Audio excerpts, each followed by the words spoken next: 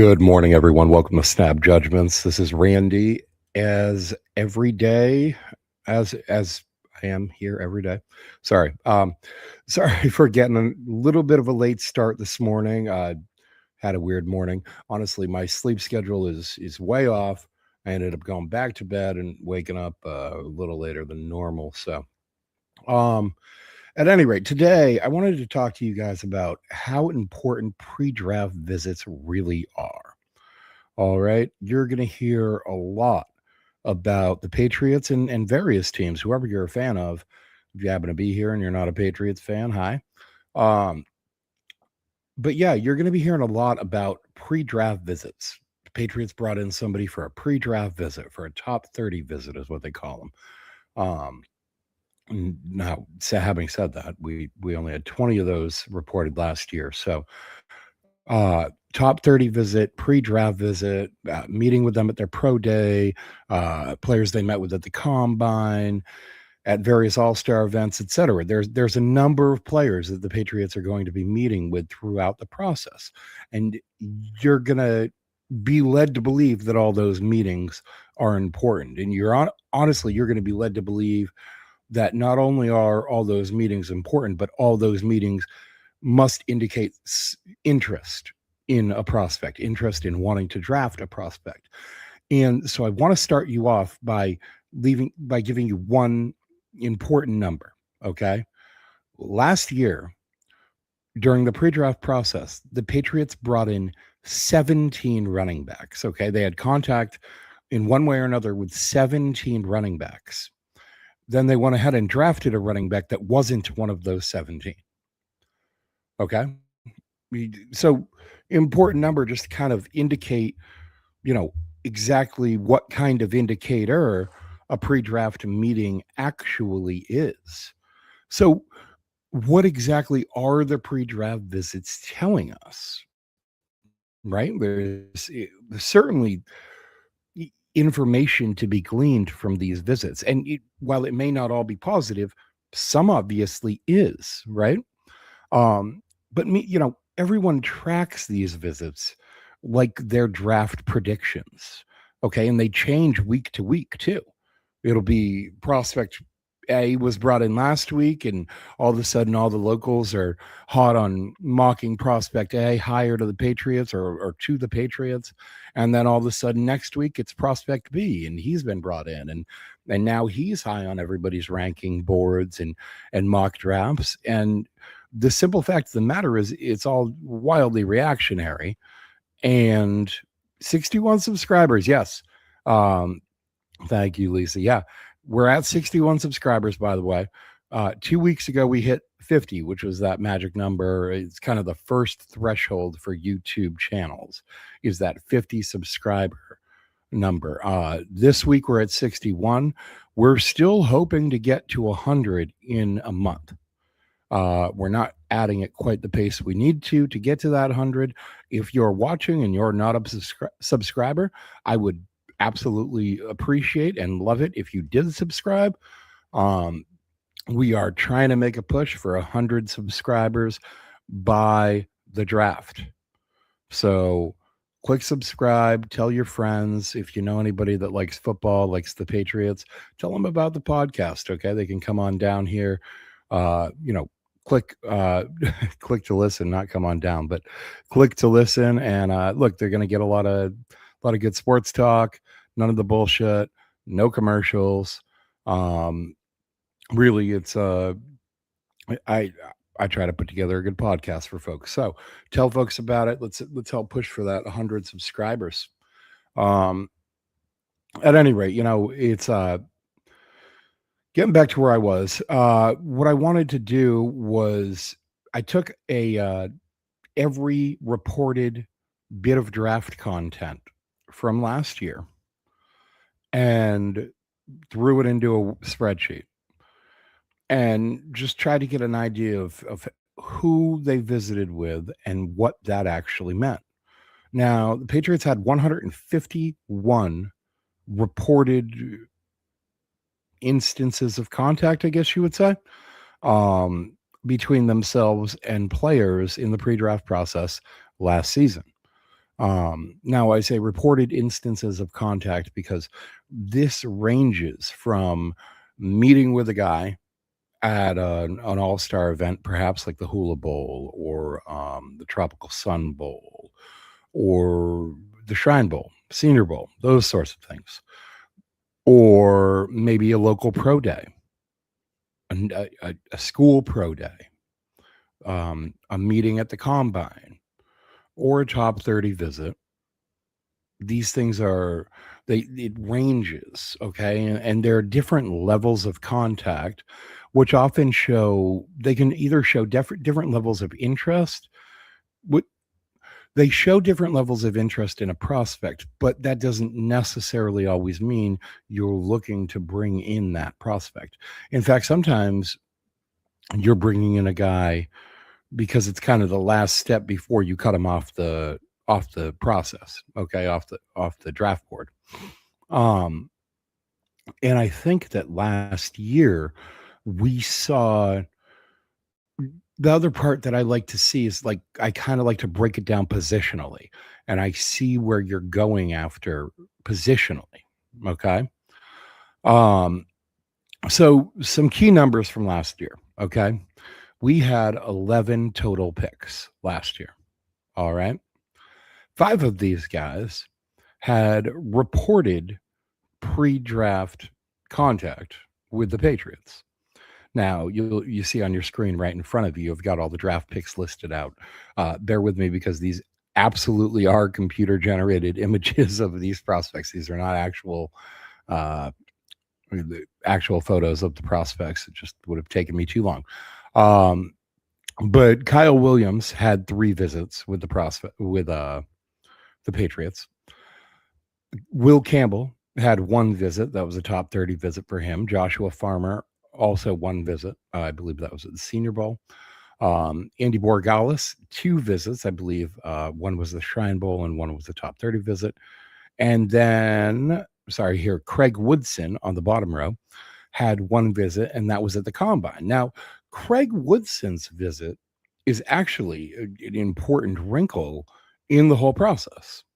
Okay, because Craig Woodson's visit wasn't initially one that 98.5 had reported last year. And that's where I'm getting all this information. Okay. 98.5 is a fairly extensive listing of pre-draft visits in the 2020 draft process. For 2026, Pat's Pulpit seems to be the place to go. So if you're interested in a extensive listing of players, and they sort them out in multiple ways also. They sort them out in terms of where they met them and then also in terms of what position they play. But yeah, exactly, Paperwaves. That's exactly a one facet of this, right? Sometimes you're doing opposition research. You're bringing in guys that you're not going to draft, but you've heard, maybe somebody else in the division is interested in, that sort of thing. And so you're bringing them in for opposition research. At any rate, yeah, the Craig Woodson visit is an interesting wrinkle in this because, again, it was initially not reported in 98.5. In fact, the only reason that I knew that happened was an interview at the Combine with one of the Patriots scouts this year. And they asked the scout, could you identify a prospect last year and at what point in time you really fell in love with that prospect?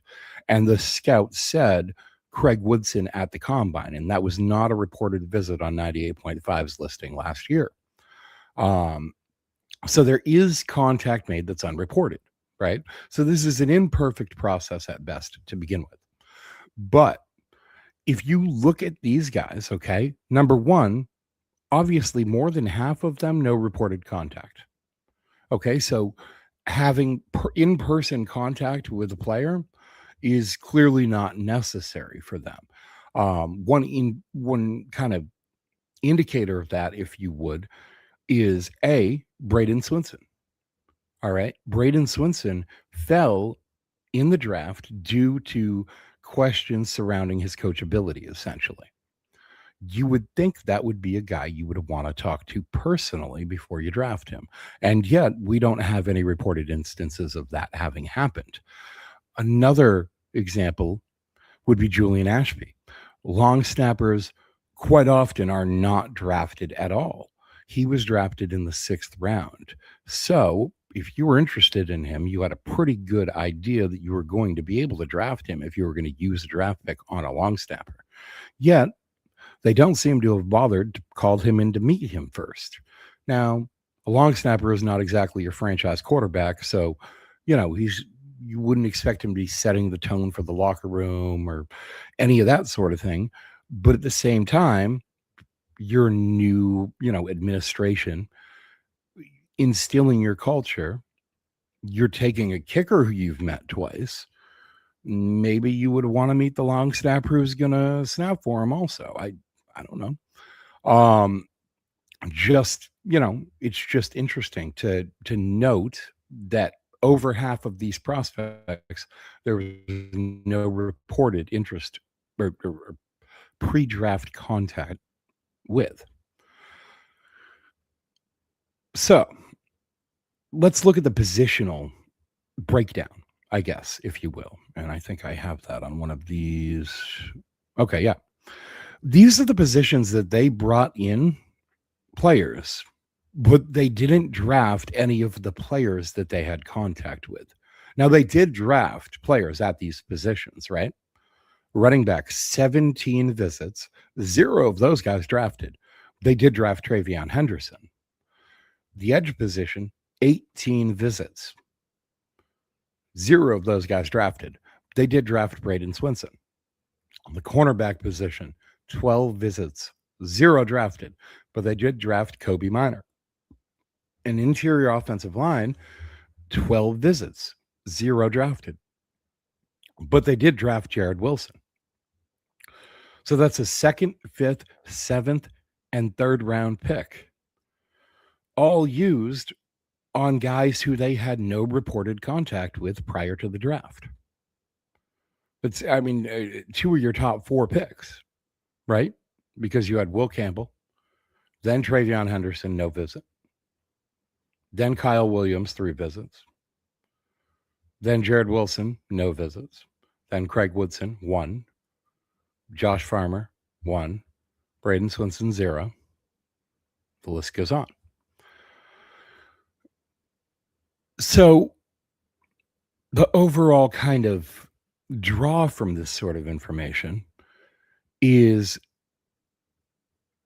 where it seemed to be situations that they were positions rather that they were really keyed in on, that they just didn't bother visiting with a lot of guys at those positions. All right. Now to pull out those exact numbers for you, let me pull up the offensive tackles on my little chart here from yesterday. Pardon me. I know this isn't the greatest quality television. Now they did bring in 14 offensive tackles last year. 14. It was some sort of contact. But I think that we all knew, if you were listening to me, by about February, that Will Campbell was going to be the guy. Despite that, they did bring in other guys. They brought in Kelvin Banks Jr., they brought in Josh Simmons, they brought in Josh Connerly and Ariante Ursary, Anthony Belton, Ozzie Trapillo. He was a Senior Bowl contact and local pro day. There were multiple guys on this list that they met with 2 and even 3 times. Ariante Ursary once at the Senior Bowl, once for top 30. Marcus Mbow once at the Senior Bowl, once at the Combine. Ozzie Trapillo 3 times, Senior Bowl, local pro day, and regular pro day. They didn't draft any of those guys, though. They drafted Will Campbell, just the one guy that they brought in, right? So as we start to look down some of these other positions,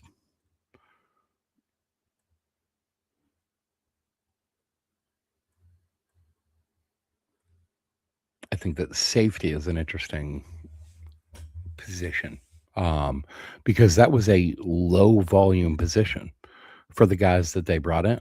All right. These are projecting forward. So that was a bit of a low volume position for guys that they brought in. They only brought in a handful of guys. They didn't draft one who they had reported contact with, although they did have pre-draft contact with Greg Woodson at the combine. We found out later. So the overall point is that they seem to be casting a wide net at positions they're not entirely sure of. And then at positions they are sure of, they seem to be casting a little bit of a smaller net. Okay. It's like they're locked in on a guy already, maybe, and they're not so worried about that, but the other guys at that position. Okay. Now, last year, the wide receiver position is something that I wanted to highlight because they did have pre-draft meetings or contact with 23 wide receivers. All right. 23 of them, ranging in draft projection from day one, round one, top 5 guys like Travis Hunter, all the way down to undrafted wide receivers like Xavier Restrepo, who I thought would have been an excellent fit here. We ended up taking Efton Chisholm as a UDFA instead. About the same sort of player if they do the same sort of things. They had draft contact with Teteroa McMillan last year, Matthew Golden, guys like that.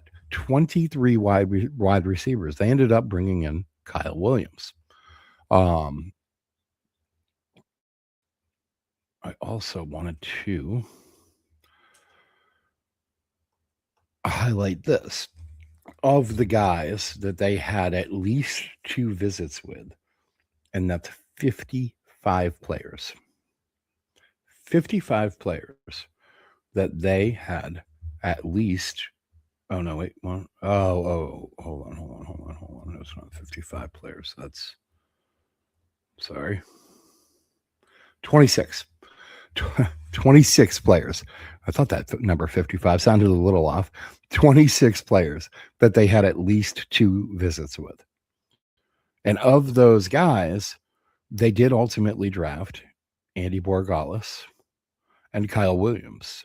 But that's only 2 players.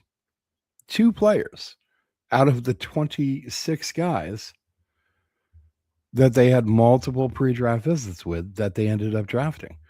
Some of these guys, it's not about determining whether or not you want to bring. I guess it's not about, indicating interest or welcoming the guy. Look, these are not recruiting trips. Okay. And I think that some people, including some prospects sometimes, get these things confused where you think a top 30 visit is like a welcome to campus sort of visit. This is where you'll be and maybe put their name and their jersey up on the big scoreboard and have an announcer. It's not like that though. Okay. For some of these guys, it's just disqualifying. Okay. And one example I would look at is Dylan Sampson, running back out of Tennessee last year. He had 2 visits with us, a pro day and a top 30 visit. Now, if you were me last year, and I was rather excited about that. I thought Dylan Sampson would be an excellent prospect for us. I thought he was about roughly a guy that would get picked roughly about 100, something along those lines.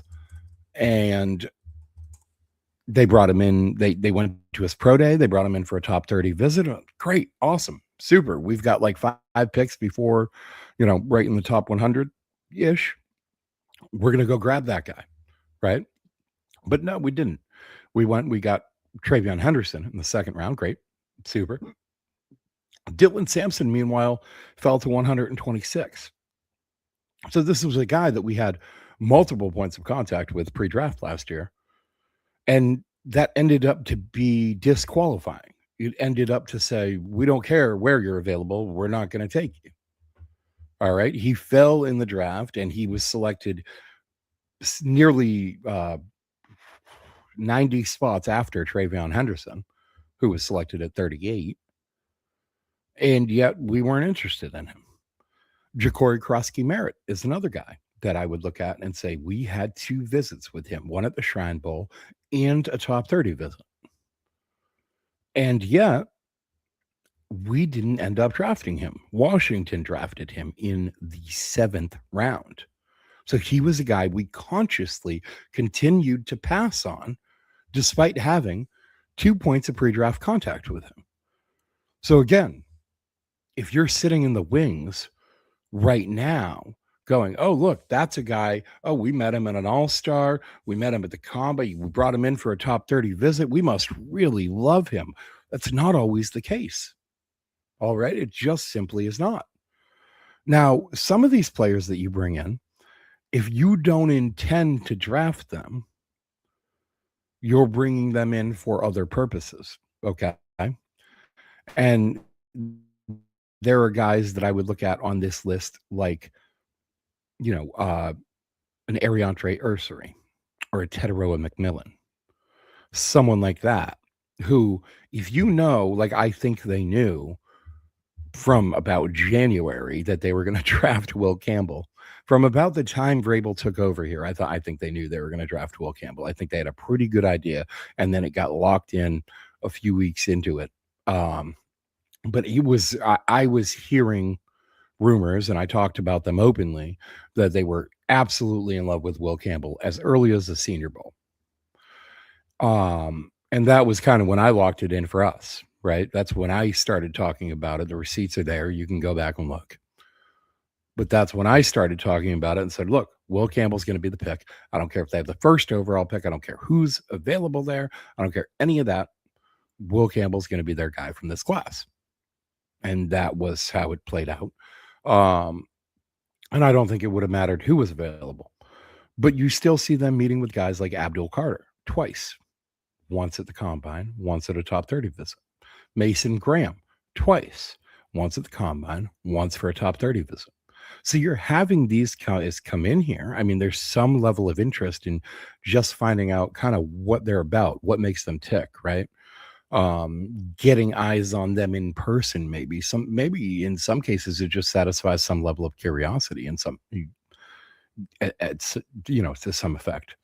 So look, these visits, they're not predictions. They're not locks to come here. They're not even short lists necessarily. Trust me, this list was not short. Okay. It took me about an hour to type it all out and set it all up in the spreadsheet last night.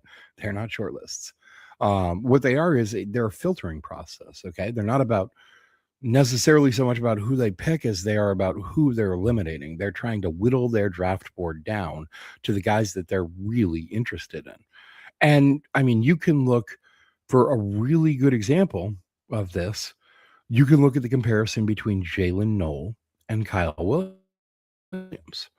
Okay. And I'm going to pull up Jalen Noel's exact draft position. But Jalen Noel was drafted in the 3rd round with the 79th overall pick. By that point in time, we had already drafted Will Campbell, Travion Henderson, and Kyle Williams. All right. So you can see how we used these visits. And now, for the record, Jalen Noel and Kyle Williams both had 3 visits here. Both the exact same set of visits also. Okay. Both at the Senior Bowl, both at the combine, and then both came in for top 30 visits. And that process filtered out who they were interested in between the two, right? They ended up taking Kyle Williams about 10 picks before Jalen Noel went off the board. So you can see how they're using these visits to search, to select, to kind of whittle down the pool of eligible candidates, players and prospects that they're interested in. Oops, sorry, I hadn't opened up these comments in a while. Yeah. See, the 98.5 stuff too, it's like their sports radio hosts are terrible, but some of their guests are very good. Like Alex Barth is on point. He's a lot of football, a lot of context, a lot of content, a lot of like shit that actually makes sense. Whereas, Felger and Maz or whatever are just a pair of like blowhard clowns. Okay. And most of these sports radio hosts, that's what they are. They just spout off hot takes and waste a lot of people's time. I mean, God, if I had a dime for every minute of time that people have wasted on conversation about AJ Brown trade over the past month, went to anybody with an IQ above salad dressing, it's pretty clear he's not going to get traded till after that June 1st date, unless they blow them away with a trade that would absolutely set the franchise back. I said this, 6 weeks ago or something now? When we talked about the AJ Brown trade very briefly here and said, look, it makes no sense. Either we're going to have to blow them away with an offer now, or we're going to have to wait till after June 1st. And the offer you would have to give them now just wouldn't make any sense. It would set you back. But after June 1st, when 30 million or so dead cap money becomes not a problem anymore for Philly, the price will go down a little bit. In addition, those 2027 draft picks, they're higher in value than the 2026 draft picks. So this is a two-edged sword sort of thing, where there are two reasons that they're waiting until past June 1. That's really all the conversation you need until June 1st. Okay, it's pretty clear. There are a number of reasons why they're not going to have any sort of trade happen prior to June 1st. Why would we sit here and talk about it for half a damn show? And yet all these sports radio programs, every time I turn them on, are in some phase of talking about that still sometimes, if they're talking about sports at all, which is that's in itself is an infrequent occurrence on some of these morning programs anyway. They'll sit there and talk about any damn thing but sports. And then by the time they get around to sports, you realize they don't talk about it because they don't know a whole lot about them. They don't know the guys' names. They don't know the records. They don't know what's happened. They haven't done any real research into what they're talking about. No real prep work. I can tell you that I do hours of prep work. I'm constantly watching tape and such. I woke up at 3 a.m. this morning, and for the next 4 hours, watched tape of Jayshawn Barham and Derek Moore. And sidebar, we will be talking more about Jayshawn Barham. He's a very interesting prospect to me. Good in the run game, decent as a pass rusher, powerful guy too. Derek Moore gets all the hype, but Jayshawn Barham was very effective. I'm going to watch a few more games of him probably today or this weekend. You're aware we have met TJ Parker 4 times, and that's definitely hasn't been reported at all. So that's an interesting, yeah. Like you said, I mean, it doesn't always get reported. That's a very good point. Let's see. A lot of the guys we took last year were Elliott and scouts visiting the schools prior to college seasons and on-campus visits, informal meetings. Same with Senior Bowl, Shrine Bowl, and the Combine. Yeah, I mean, that makes sense. And a lot of these teams, they do like to do things kind of under the radar. They're trying not to give away their hand, right? So not all these meetings get reported, but the point is, and maybe even in some cases, the ones that do get reported are getting reported for the purpose of putting out a smokescreen. I've said it before and I'll say it again. From the Combine on, at least from the Combine on, is lying season. Okay. And you could really even just go back to the Senior Bowl. Once GMs start paying attention to the process, it becomes lying season, it becomes misdirection season, manipulation, etc. The rules of the day.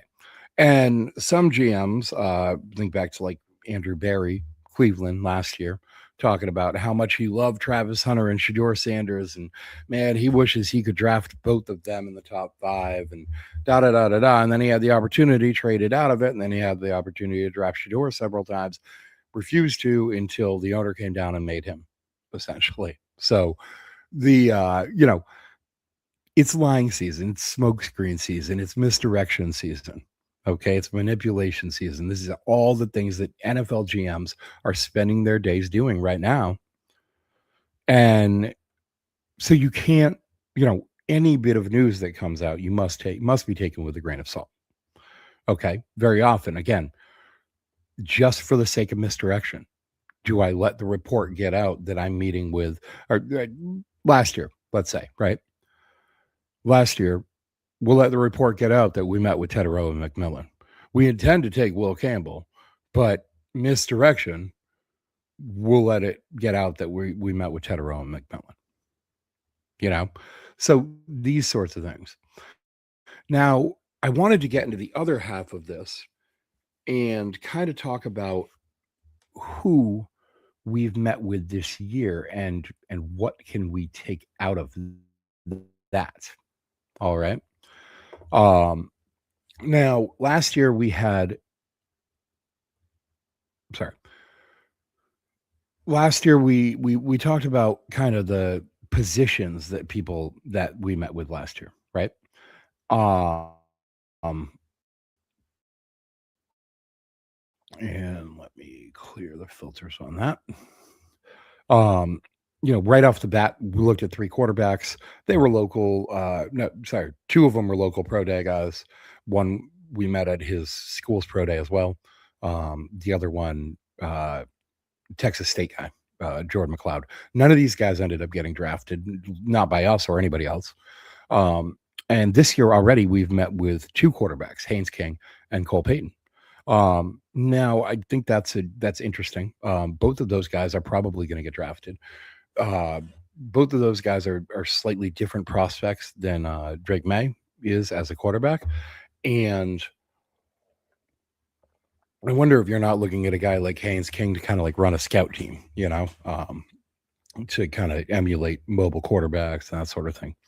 Um, or are you looking at him to come in and be kind of like a offensive weapon? Because he is a guy who is perhaps a running back, right? He's Justin Fields, just not quite as good. Um, so he's a guy who is potential positional versatility, if you will. Um, and Cole Payton's a guy who made his name for himself at the Senior Bowl. Interesting prospect. Look, I don't expect us to use like high draft capital on a quarterback, but once they had re-signed Tommy DeVito to that contract, like I said, they were going to cut Josh Dobbs or potentially trade him. Didn't make sense to have two veteran backups like that at that same level on the roster. And I thought that it was obvious to me that they were probably going to use a late round draft pick, maybe UDFA, to bring in a young developmental quarterback, maybe a guy who you eventually combine and Senior Bowl to Clemson. All right. Maybe a guy who you think will eventually, potentially get a little bit of play here and there and turn into something. Something that you can send off for draft assets, similar to what we saw with Malik Willis in Green Bay, right? So anyway, this year, they have also met with 5 running backs. Now, that's not a huge amount. They've total had 90 reported pre-draft visits. Again, this is from the information that is available on patspulpit.com. They do a pretty good job of tracking this stuff. So 90 reported instances of pre-draft contact so far, and only 5 of those have been on running back. One of those has been a running back who they've had at least 2 instances of contact with, which is Mike Washington Jr. They met with him at the combine. They met with him at his pro day. They pulled him aside for some extra work at his pro day. Like running drills, positional drills, those sorts of things. That's an interesting prospect to me. That's it. It's, you're not casting this wide net again, right? This is very targeted selections, okay? For very targeted roles too, I think. But I think that Mike Washington, I don't know. I think he has the potential to be like a number 1 back. I think he probably leapfrogs Travion Henderson on the depth chart if he comes in. Positionally, going back down this, 9 wide receivers. Now, I've heard some recent reporting that folks inside the Patriots building are a little more satisfied with the wide receiver group than folks outside the Patriots building are, meaning the media, the fans, the perception of other managers and such around the league. And I look at this and I say, well, a tenth of their work thus far pre draft has been with wide receivers. I think that they're looking for someone.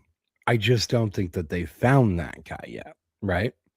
I mean, remember, high volume tends to mean uncertainty, unclear plan at those positions. You're looking for your guy still. You haven't found him yet, but you're looking for him, right? And when you think 9 visits at wide receiver and only 7 combined at quarterback and running back, you think, look, this is a team that's looking for a wide receiver. And while I really want them to be looking for a big bodied, um, X type receiver, when you start looking at the names, that doesn't seem to be. Um, they brought in Lewis Bond, who's like a 5'10" slot receiver type. They brought in Casey Concepcion, who again, like a 5'11" slot receiver type, right? Dejon Stribling. Now he's more of a field stretcher.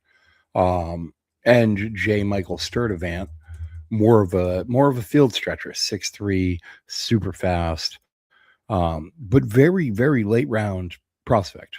Okay. This is not a guy that you're going to have to go up and get in like the 3rd round. This is a guy that you can get later on in the process. Or a couple other names that they mentioned that they've met with. And I frankly, I'm not familiar with a few of these names. I'm going to have to get more familiar with them. But Gage Florence out of North Dakota State, Emmanuel Henderson out of Kansas, Jordan Hudson out of SMU, Ben Patterson out of Texas Permian. And that rounds out the list. But a tenth of their pre-draft work so far has gone into the wide receiver position. Again, it says to me they're looking for one, but they haven't found the guy they like yet. Now, moving on, tight end, 7 visits thus far. So, number one, let's add that together with the wide receiver. That's 16 pass catchers that they met with prior to the draft. 7 tight ends. And again, look at these prospects. Nate Borkesher, Jed Castles, Oscar Delp, John Michael Gyllenhaal, Gillenborg, sorry, Eli Raridan, DJ Rogers, and Dan Villari. These are not early round prospects. They haven't met with Kenyon Sadiq. They haven't met with Eli Stowers. That has been reported. They haven't met with kind of the top of the class, right? Now, they've talked extensively. Not extensively. That's the wrong word. But they've definitely talked about tackle being a position of need on this team, right? And they've met with 4 of them pre-draft. Just 4 pre-draft tackle visits. I find that to be interesting. Now, historically, and we don't have a lot of history. Okay, we're basing this off a 1-year sample size. It's not a big sample size, but it's all we've really got to go with in terms of the combination of Elliott Wolf and Mike Vrabel. And next year, we might be having a different conversation as I report, as I kind of break down what turns out to be the results of this year's pre-draft visits, right? In a month, we'll know who did they draft out of this pool, and it'll be a larger pool by then. But who do they draft out of this pool and why and so forth? But right now, the positional visit volume at offensive tackle combined with the talk from Elliott Wolf, from Mike Vrabel, from folks around the team that they need a tackle would tell me that they're zeroing in on somebody that answers that position. Now, early in the process, we heard about Travis Burke, right? Offensive tackle from Memphis. He has been kind of popular throughout this process. And I'll tell you a little bit about him. He came through. Oh man, I was all prepared on this too. Um, what school did he go through? Sorry. Oh,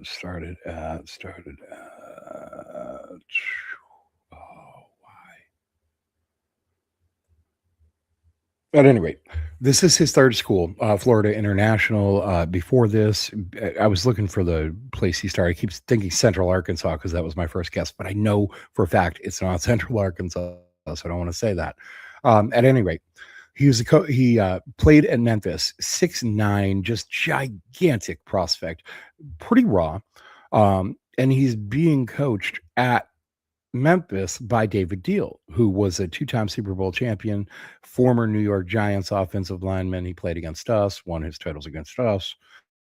Um, but good player, played 11 seasons with the Giants.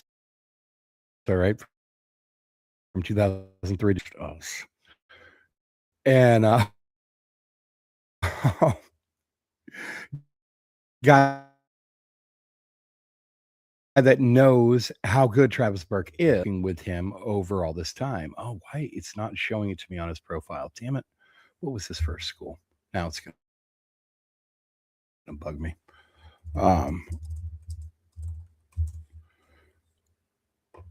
and my internet wants to play around with me too. I see. Florida International, Memphis. It's only showing me the two ones that I already know. That's annoying. Anyway, look, he's had excellent coaching. The head coach at Memphis is David Deal, assistant offensive line coach. Sorry, ex NFL player. Obviously, a good resource for a guy like Travis Burke to work with. Sports Reference is screwing with me too now. Come on. FIU and where else? I know it's not Central Arkansas. It's bugging the crap out of me now. And my internet connection is really not cooperating. It's not even going to say it on his ESPN page. Oh, you're killing me. This is the only thing I could load and it's not saying it. All right, whatever. He went to FIU before Memphis. Before FIU, he went somewhere that was a very small school, and he was found there.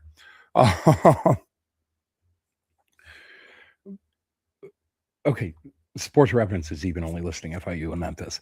There was a school before that. We talked about it the other day on this program with John from Ballin and Burgundy. He was talking to us about him.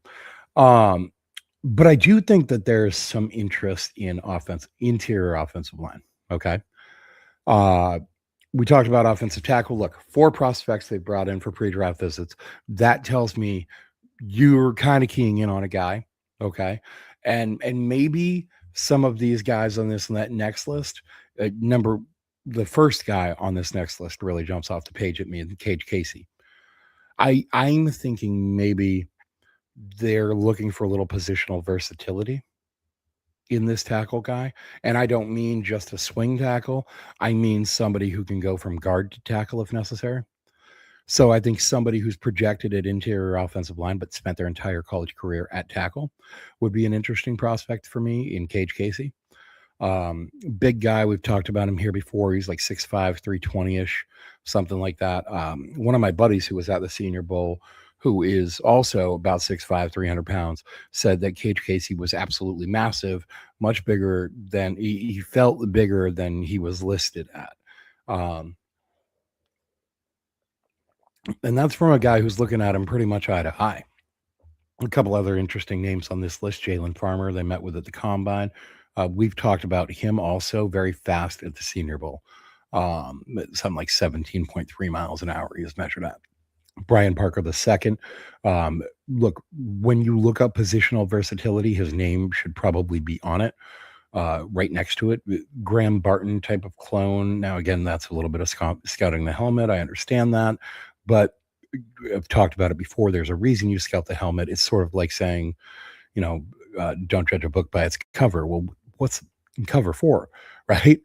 Not quite the same, but scouting the helmet. Look, as long as there's not a whole lot of change at the school, you have the same head coach, same recruiting staff, same development staff, etc., looking for the same things in high school prospects and then teaching them the same ways.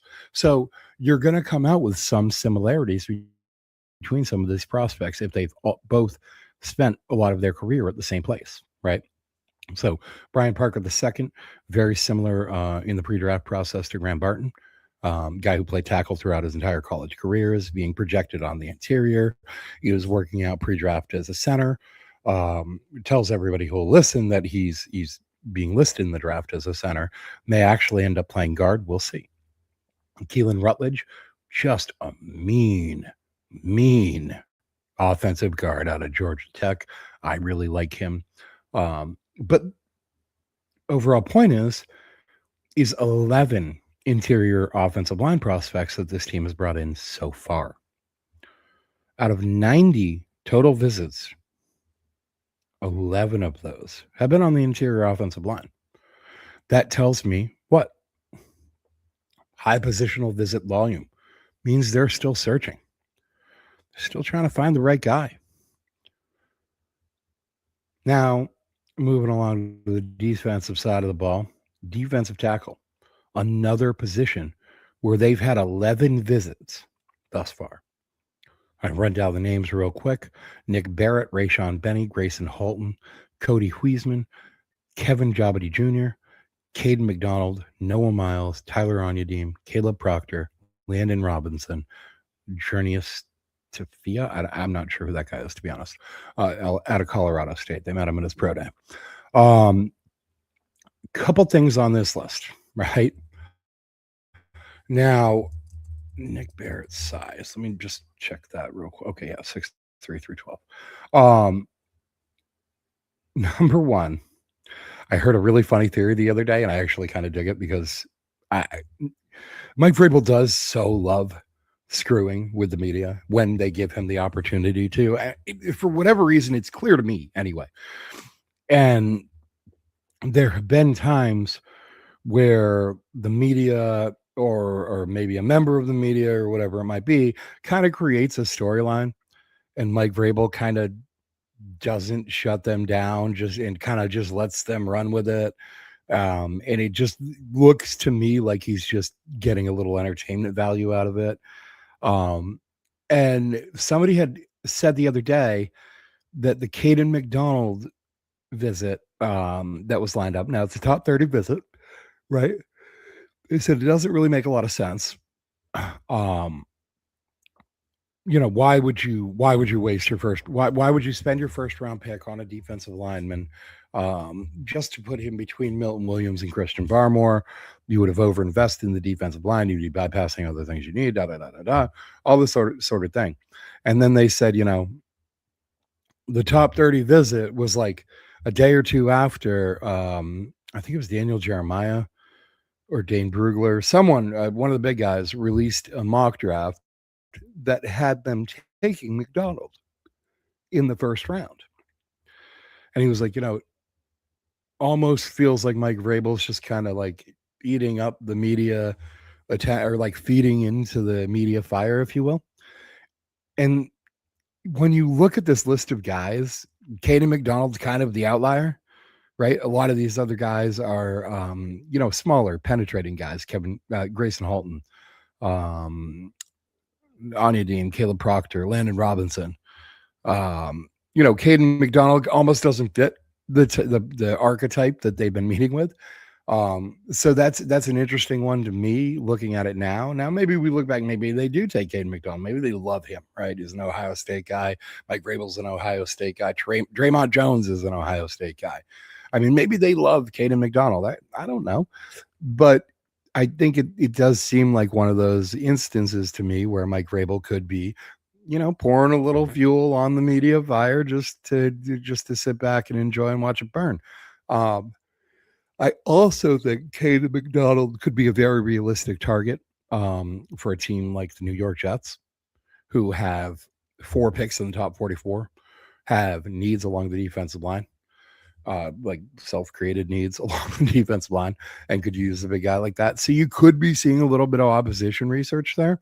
I'm not sure. I'm not ready to buy in fully into the idea that Caden McDonald will be the first round pick for us.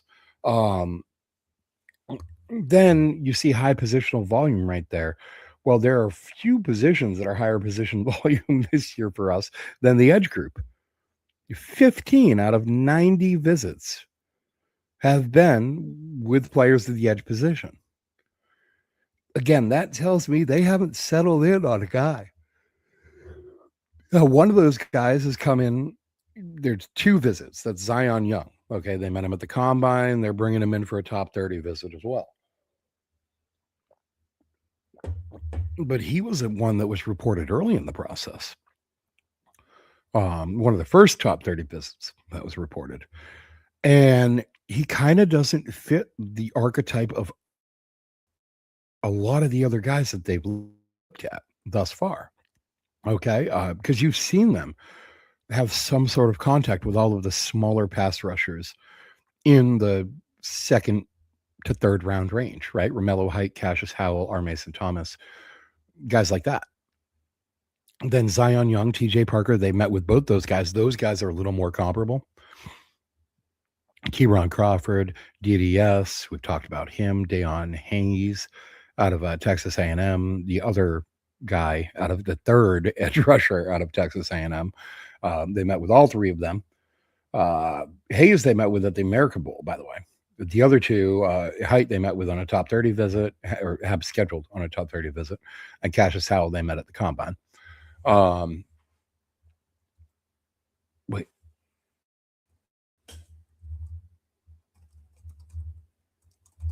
Did I write that down wrong? Yep, my bad. Texas Tech for Romello Height. When you're filling in these spreadsheets, you just hit Texas and it wanted to fill in A&M. At any rate, they've met with 15 of these edge rushers, okay? And if we can glean anything from last year's numbers, that means that they're casting a wide net. They haven't exactly settled on a guy, but they do think, yeah, Jeremiah, that's who it was. I thought so. But I think that's funny. I think it's funny to me when Mike Vrabel likes to play these games. I think there was a similar game that he played prior to the Super Bowl with Drake May. That's the last time that I can think about it. And Drake May's shoulder. And it was like, man, I don't even remember how it got reported, who brought it up first. Somebody just mentioned something about it, and it caught on like wildfire. I mean, at no point in time did the guy miss any actual time due to a shoulder injury. And you had some plugged in reporters that were just scoffing at the idea. Greg Bedard, off the top of my head, is one of those guys that I feel like I can listen to sometimes because he has more of a kind of like a steady grasp on things. He's not so reactionary. And he was one of those guys that was just like scoffing at the idea. He's like, shoulder's fine, whatever. This is just radio people trying to create content. And that's really what it proved to be, right? So I think that it just cracks me up when he feeds into those kind of narratives and really wants to kind of screw with the media a little bit. At any rate, look, we're looking for an edge. They haven't settled on one yet. And I think they're going to continue looking. I think there's a very good chance that they double dip at the edge position in this draft and end up taking 2. I want to get through the rest of these positions on the defense before we get out of here. I know I've got about 5 minutes left on my planned hour. But look, 7 linebackers, kind in the middle. Look, they're clearly looking for one, right? But they're not looking for one in the high rounds. They haven't brought in really any recognizable names from anybody that you would expect to go in like the top 100. All right. Wade Woodaz is probably the most recognizable name that they brought in. He's a Clemson linebacker. They met him at the pro day. They were probably down there to talk to TJ Parker and Blake Miller and maybe a couple other guys. I don't know that they would have gone down there just for Wade Woodaz, but the cornerback position is a position that I've talked about them needing. And you've seen them meet with a number of guys at that position. Okay. They met with two Toledo cornerbacks, Andre Fuller and Avery Smith, both mid draft sort of picks. Keontae Scott is really the best prospect that they've met with at the cornerback position right now. That was at Miami. They have a lot of inter-program connections with Miami. We've talked about those in the past, not only on the roster, not only in the coaching staff, but in the scouting staff as well. Alonzo and AJ Highsmith kind of head up the scouting department, and both those guys are Miami alums. And then at the safety position. Now, this year they met with 8 safeties at the safety position, and this is a kind of a key one to me. Okay, I think they're really looking to bring in that third safety. You got to train up for a year behind Byard and play. All right. Now they've met with 9 of these guys. They may not have found their guy yet. Okay. 2 of them, top 30 visits, Emmanuel McNeil Warren and Zaki Wheatley. And those guys are both higher prospects. Okay. Not the same range. Zaki Wheatley is certainly a lower, maybe 3rd round prospect. Emmanuel McNeil Warren, however, is someone who is a fringe 1st, 2nd round prospect. So they have at least considered using their number 131 overall pick on a safety. That would be interesting. Kamari Ramsey, probably about a 3rd round prospect, a little bit higher rated on the consensus board than a Zaki Wheatley, but certainly lower rated than an Emmanuel McNeil Warren. But clearly they're looking for those guys. They're casting a little bit of a wide net, right? 8 visits out of 90 at the safety position. All right. When you're set at a position like quarterback, they've only met with 2 guys. When you're set at a position or you're keying in and narrowing in on one, like running back, maybe, they've only met with 5 guys. Safety position, they met with 8. And 3 of those guys are guys who could go in the first two days. So that is, to me, what I'm able to take away from some of this pre-draft contact, right, is they might be looking at running back higher than we think. Okay, Mike Washington Jr., he's obviously an interesting prospect, but he's a guy who's going to go in the first 50 picks. B, they're not quite as worried about wide receiver as some people think they might be. I think those reports are actually true. The only guy they've met that is expected to go in the first 2 days of the draft is Casey Concepcion. And I feel like that's a little bit of a skill crossover with Romeo Doubs. At the same time, you could maybe bring him in. I'm not sure. Again, I would be looking for like a big X receiver. They don't seem to be looking in the draft for that. Tight end. They're clearly looking to add a mid-round tight end. Okay, Eli Raridon, Oscar Delp. Those are guys who are probably going to go round 4-ish, something like that. Round 3-ish, maybe, with Delp.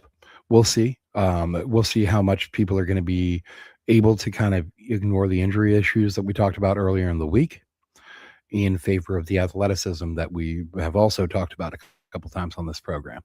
Offensive tackle, I think they've got their guy, whether it's Cage Casey, whether it's Travis Burke, whether it's one of these other names that we don't quite know as much about. Kamar Missouri.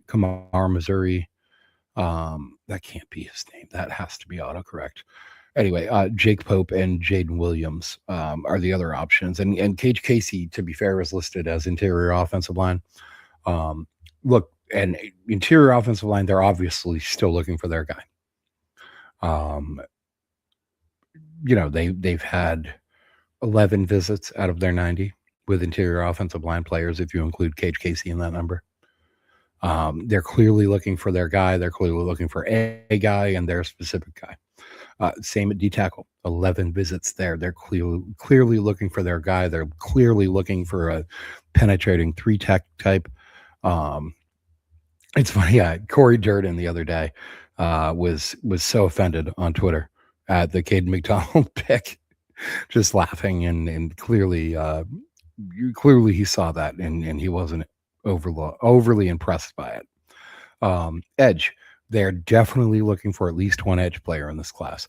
They may use a 1st or 2nd round pick on one, but they're also looking at guys later in the draft. All right. So you see guys that should go day two somewhere, maybe late day two, even Kieran Crawford, DDS, Romello Height, Cassius Howell will go day two, maybe day one. Akeem Mesidor, TJ Parker, those guys day one, fringe day two prospects. Our Mason Thomas, day two for sure for me. Zion Young, fringe round one, round two prospect. You can kind of start to get the idea of where they intend to use their draft capital too, right? Edge, probably the highest priority for them. Secondarily, behind that might be safety for them, just based on the draft projections of the guys they've actually met with. And then behind that, I think, well, you got to throw running back in there because of the Mike Washington Jr. interest. But I think interior offensive line and defensive tackle are probably a combo. Okay. So all of this is to say that, the pre-draft visits versus the draft picks, they're not perfect. Okay. It's not a one-to-one sort of thing. You don't say, hey, look, they brought this guy in for a couple of visits and they must be interested in him. They must be, ready to pick him and ready to bring him into New England. That's not necessarily what happens. Oftentimes, these pre-draft visits are for the sake of whittling down the draft board. Okay. Oftentimes, head coaches, GMs, etc., will have a guy leave the building on the top 30 visit and just be erasing his name off the board right then.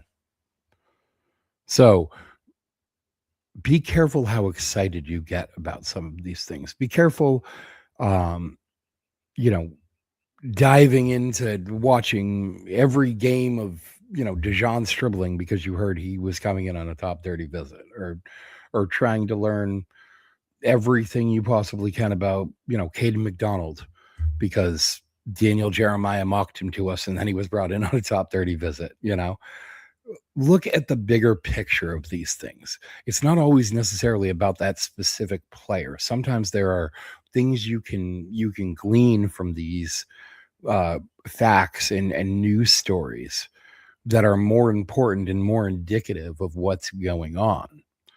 And I would also say, stay away from the people who make a big deal about these stupid things, right? Who use all of their time to talk to you about how Caden McDonald would fit on this team or whatever, right?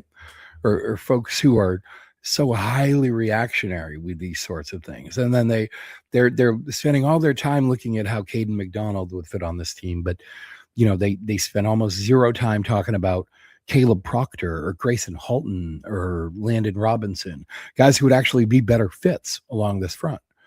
Because that's what we want is guys who just pin their ears back and go after the quarterback, right? I remember back to last summer, Milton Williams being asked during training camp, how do you see the difference between here and Philly, essentially? And Milton Williams going, well, it's a lot easier here. They don't ask us to read anything. They just say, chase that quarterback. Okay.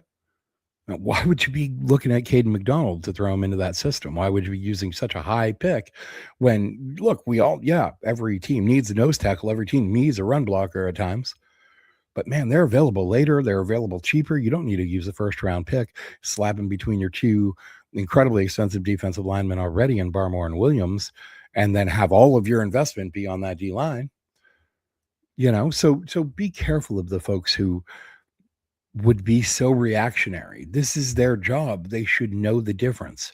They should be able to tell you what's important and what's not just regurgitate stories and pretend they're all important, because they're not. They simply aren't. You cannot read the same things out of every news release. You've got to read between the lines. And that's what we do here, right? We do a lot of reading between the lines. We do a lot of sussing out what is important, what isn't important, what is indicative of what's going to happen, what is not, all of these sorts of things. So listen, I hope this was informative for you guys. It was definitely a topic that I've been dying to talk about, and I just wanted to wait until a few more visits came in. We had a little bit of a bigger pool, and something we'll touch again on after the draft too. When we see how this is all shaken out, we have more information. right? We only have 90 visits reported right now. Last year we had 151. Maybe we'll have more, maybe we'll have slightly less, but it will be more than 90. So we'll have a bigger pool. We'll have 2 years, a 2 year sample size to look at. And that'll be one of the many things that we do after the draft in that period where we're no longer prepping for the draft. We're no longer thinking about what we could do. We're thinking about what we have done and what we're going to do this season and then looking forward to 2027. So, look, I hope this is a good episode for you guys. Um, it was a good one for me. We're up to 61 subscribers, as Lisa pointed out at the start of the program. Thank you, by the way. Thank you for everybody who joined us in the program too. Lisa, Mike, Paper Waves. Um, I appreciate all you guys. Absolutely love looking up and seeing folks watching live. All you guys make the program worth it. Make getting up and grinding every day doing this worth it. Um, please do, if you're watching this and you're not subscribed, just hit that subscribe button. Okay, it's super easy, it's free, it helps the show grow, and more importantly, you're going to make my day. Okay, because I get so excited every time I see one more sub. All right. And maybe at some point in time, I'll outgrow that and I'll be at, 10,000 subs and I won't be happy every time I get one. But I hope that day doesn't come, man, because it's very exciting getting that one. It's a highlight of my day some of these days. And, just click that sub button, help get us up to our goal, 100 subs before the draft. I try not to waste a lot of time talking about this throughout the program or stopping and putting in random ads that you got to listen to and so forth. But at the end of the program, if this is something you watched, something you liked, please hit that sub button. We really appreciate it. All right, folks, I'm out of here for the weekend. Have a great weekend. I'm going to come back here Monday. I've got a good lineup of shows planned for us next week. All right, we're bringing back TJ. We're bringing back Clint. We're bringing back Newt. I think Newt, actually, we start on Monday with Newt. So that's a good way to start your week. Okay. I'm also talking to another speed guy who was at the combine, trying to get him slated in for a show at some point in the upcoming future. So look, stay tuned. We're going to keep bringing good information. We're going to keep bringing relevant stuff, and keep trying to give you an idea of what's going on before those guys who get paid to do this for a living give you the idea of what's going on. All right. So keep tuning in. Thanks so much. Love you guys.